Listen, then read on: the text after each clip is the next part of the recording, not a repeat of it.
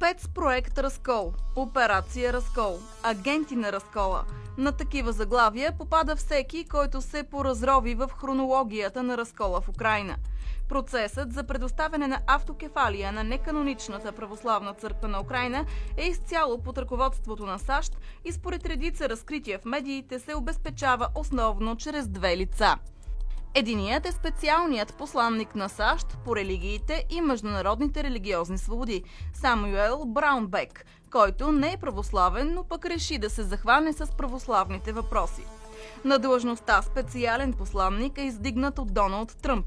Той осъществява комуникацията на Константинополската патриаршия с крилото на републиканците в САЩ и с действащия президент Тръмп, а също така обезпечава официалните контакти в триъгълника Вашингтон, Истанбул, Киев.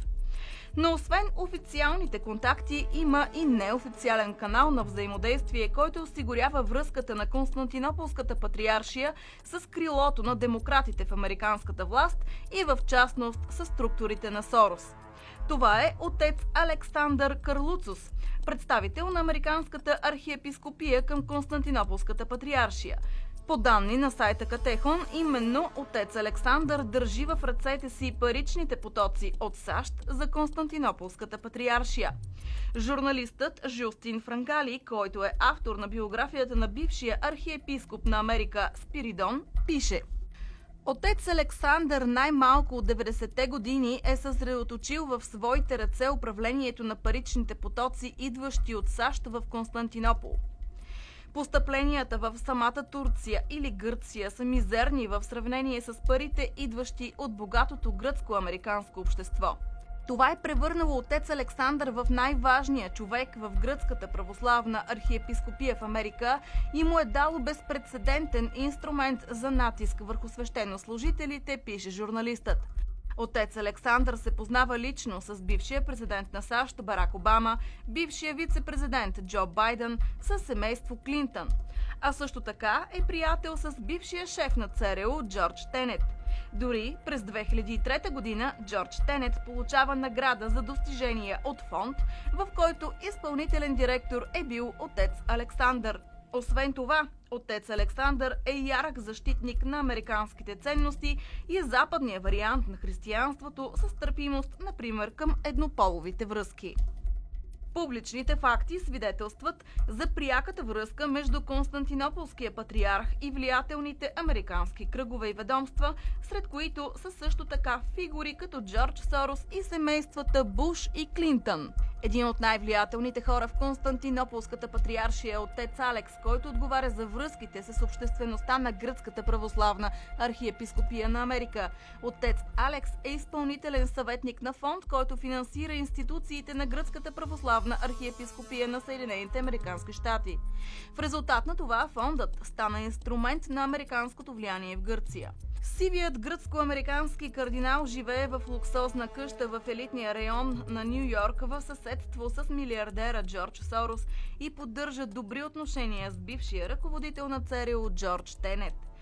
Струва си Вселенския патриарх Вартоломей да бъде проверен за финансови и оперативни връзки с Държавния департамент на САЩ и ЦРУ.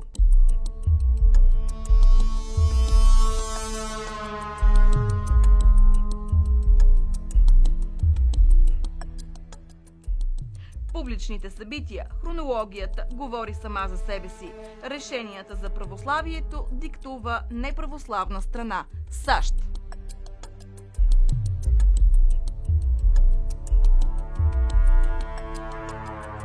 На 14 април 2018 година специалният посланник на САЩ по въпросите на международните религиозни свободи Самуел Браунбек пристига в Истанбул за среща с патриарх Вартоломей.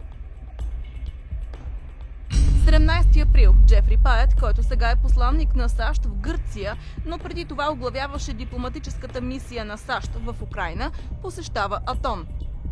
Същия ден президентът на Украйна Петро Порошенко съобщава за намерението си да се обърне към Константинополската патриаршия с призив да се издаде томос за автокефалия на Украинската църква.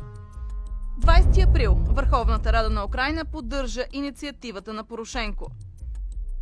22 април Константинополската патриаршия инициира процедура по предоставяне на автокефалия на Украинската православна църква Киевска патриаршия.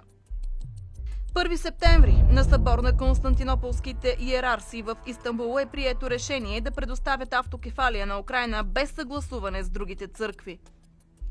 7 септември в Украйна от САЩ и Канада пристигат екзарси, за да контролират ситуацията. 11 септември в Киев Порошенко се среща с Самуел Браунбек, посланника на САЩ по религиозните свободи, член на Републиканската партия, католик. 19 септември Филарет се среща с представителите на Държавния департамент на САЩ и благодари на Америка за поддръжката за предоставянето на Томос. 25 септември Порошенко се среща с Тръмп, по вероизповедание протестант. 11 октомври, след заседание на Синода на Константинополската патриаршия, бе обнародвано решение, в което Вселенския патриарх потвърди продължение на процедурите за предоставяне на автокефалия на Украинската църква. Вартоломей отменя анатемата на разколника Филарет. 3 ноември украинският президент Петро Порошенко и Вселенския патриарх Вартоломей подписаха в Истанбул споразумение за сътрудничество. 10 декември от Константинополската патриаршия призовават Украинската православна църква, единствената законна и призната от всички православни църкви в света, да възобнови общуването си с епископите на Украинската православна църква, на Киевската патриаршия и на Украинската автокефална православна църква. Свещеният синод на каноничната Украинска православна църква разясни, че свиканият събор с помощта на Константинополския патриарх няма нищо общо с обединение на църквата. Патриарх Вартоломей няма право да свиква епископите на Украинската православна църква на такива срещи.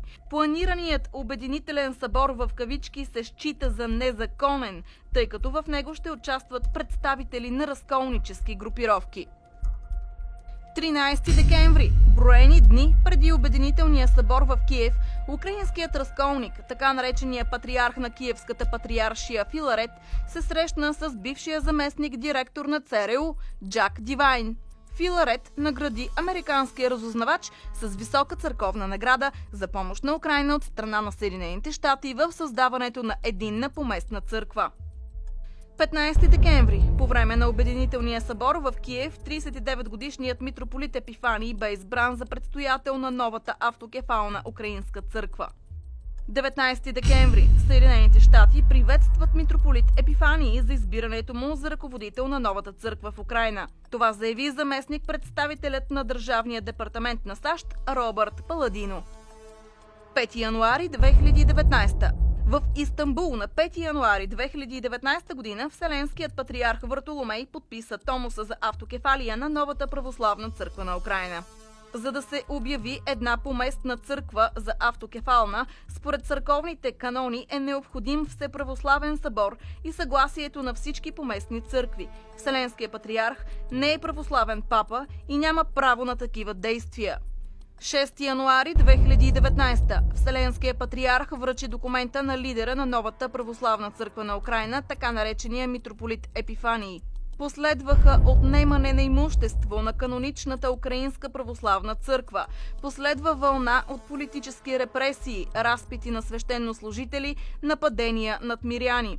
А новата православна църква на Украйна, вместо независима, стана силно зависима от Константинопол, губейки редица свободи, които каноничната Украинска православна църква към Московската патриаршия има.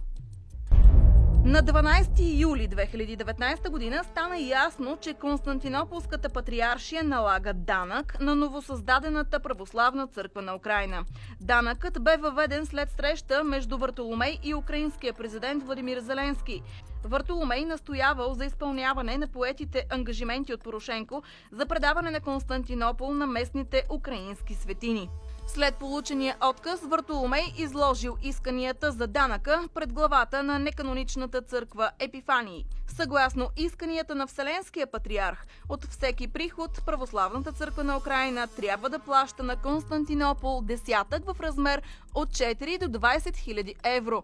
След това почетният патриарх на православната църква на Украйна Филарет излиза от новата църква, устройвайки пореден разкол. Признаването на новата украинска църква се бави. Никой не иска да признае неканоничните действия на Вартоломей. Затова отново се намесват САЩ. 3 октомври 2019.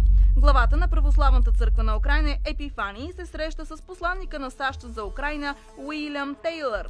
Те обсъждат как върви процеса на признаване на Православната църква на Украйна. На срещата са присъствали и други сътрудници на посолството на САЩ. 5 октомври 2019 година.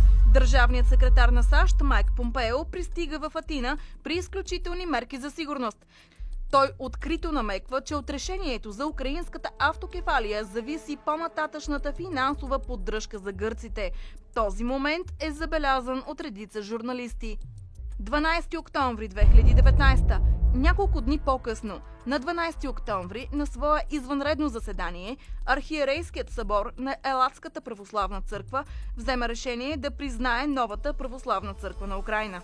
Православната църква в Грузия, България, Сърбия, Украйна, Турция, Русия, Австралия, Африка и така нататък представлява една единствена църква. Ето защо са изключително важни каноничните църковни правила на тази църква, защото именно те съхраняват това единство. Църковен разкол грози православната църква при нарушаване на каноничното правило.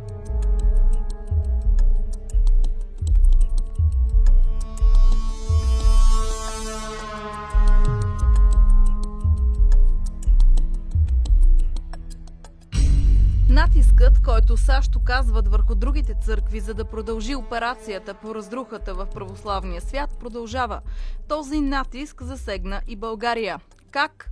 Трябва само да си спомним, че патриарх Вартоломей и Вселенската патриаршия са силно зависими, включително финансово, от САЩ. И през тази призма да погледнем на следното. На 29 септември 2019 година в Одрин бе отбелязана 150-та годишнина на българския храм Свети Константин и Елена. Вселенският патриарх Вартоломей е отказал на българския митрополит Киприян да служи в българския храм в Одрин по повод годишнината. Явно това е натиск и наказание за принципната позиция на Българската православна църква и желанието на Светия Синод да действа по канона, а не да се водят по разпорежданията на Вартоломей, който способства разкола в православния свят. Интересен момент е и, че именно митрополит Киприян е председател на създадената синодална комисия по църковния проблем в Украйна. С висока степен на вероятност, именно желанието за рекет е причина за скандалния отказ български митрополит да служи в българския храм. Митрополит Киприян коментира казуса така. Въпреки отказът да служа там в качеството си на български архиерей, не е дадено обяснение защо. Напълно възможно е той да е заради църковния проблем в Украйна, тъй като Българската патриаршия и Българския Свети Синод все още обсъжда хода и казуса на проблема и не е дал окончателен отговор дали приема новообразуваната църква в Украйна, която получи автокефалия от патриарх Вартоломей или не, допълни митрополит Киприян. Малко по-късно усещането за натиск от страна на САЩ срещу Българската православна църква беше допълнено от една неочаквана визита.